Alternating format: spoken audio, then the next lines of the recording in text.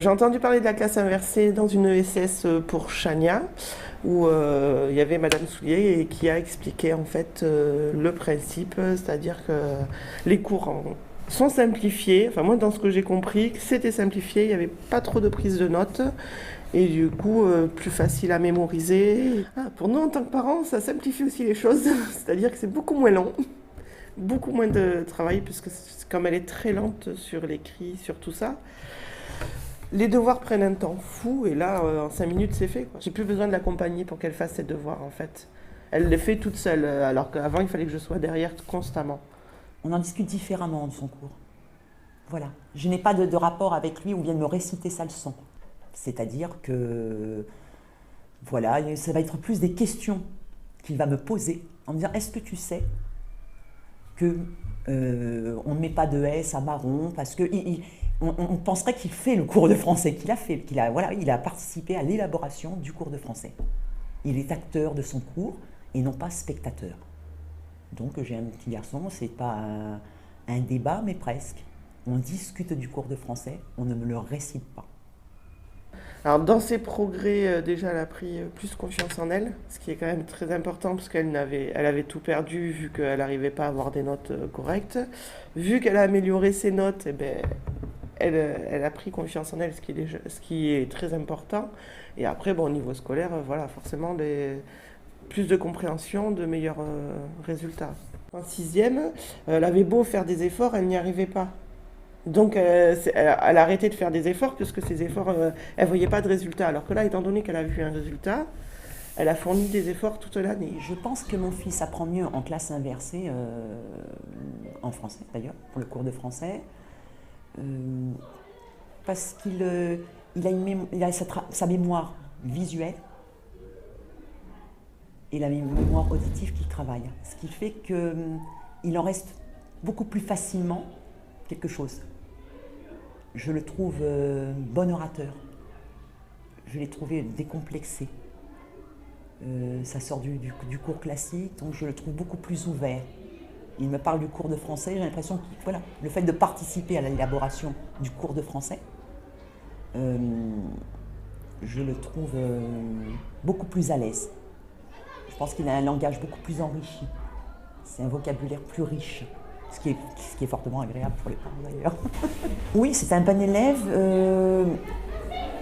Je suis restée un petit peu, enfin, ne connaissant pas la méthode inversée, j'ai beaucoup plus surveillé la première année, effectivement parce qu'il travaillait bien, pour voir s'il n'avait pas chuté en français ou quoi. Et alors, par rapport aux notes, non, effectivement, il n'a pas chuté. Mais moi, l'observation que j'en fais, c'est par rapport à son comportement. Je vous dis, le fait de s'exprimer, il est assez bon d'ailleurs en français, même au niveau des dictées. Je le vérifie dans d'autres cours, où ils prennent les cours par écrit qui leur sont dictés. Il n'y a pas beaucoup de fautes d'orthographe.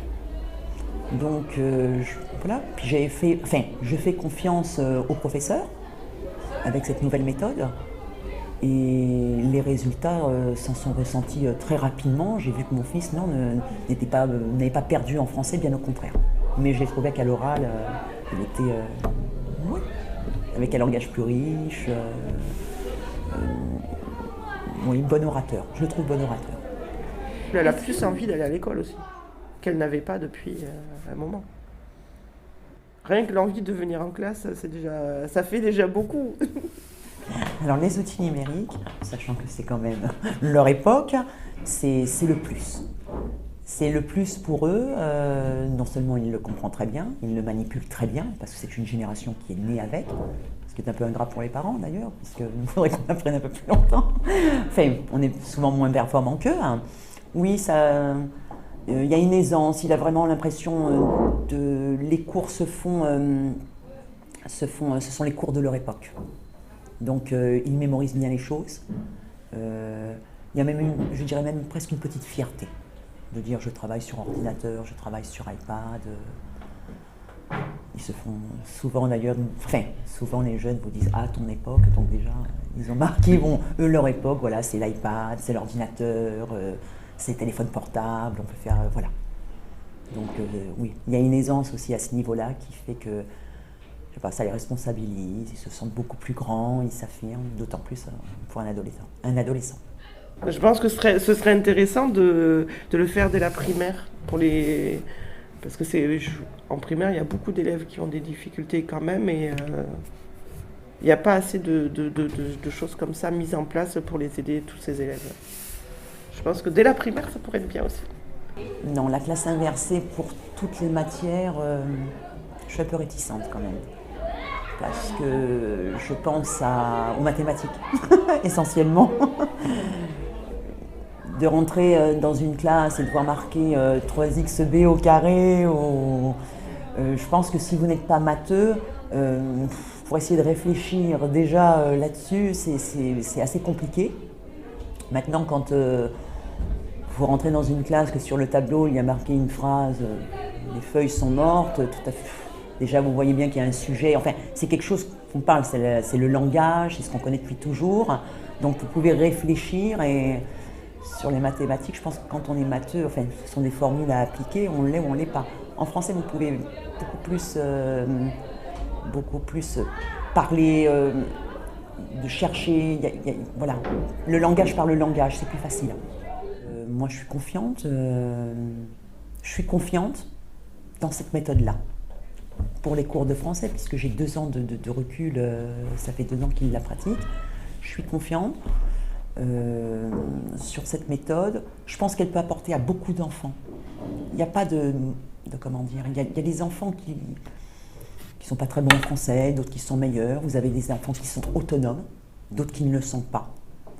Et je trouve que cette façon de travailler,